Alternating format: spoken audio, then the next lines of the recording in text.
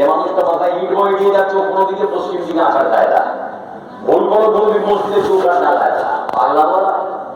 আমি দেখছিলাম যে নেতা আমাদেরকে আহ্বান করেছিল, নামাজে দাঁড়িয়েছে আর কেউ মাইন্ডে নেবেন না। আমি দেখছিলাম সে মানুষটা, সেই নেতা যখন নামাজ দাঁড়িয়েছে, আমি মনে মনে ভাবছিলাম আল্লাহ জীবনে কোনোদিন নামাজ পড়েছে, মানে এরকম একটা চিন্তা ভাবনা এসেছিল আর কি। নামাজ পড়তে পড়তে এদিক সেদিক ডাকা, কার কথা শুনছেন আপনারা?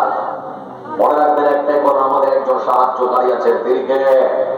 সবাই বলে দিলকে, আল্লাহ ছাড়া কেউ নেই। আপনারা মাথায় সবাই থেকে আমাদেরকে ব্যবহার করার সময় হবে, সময়ের সাথে সবকিছু বুঝতে পারবেন। ইশারায় তার বেশি কথা বলতে যাচ্ছে না।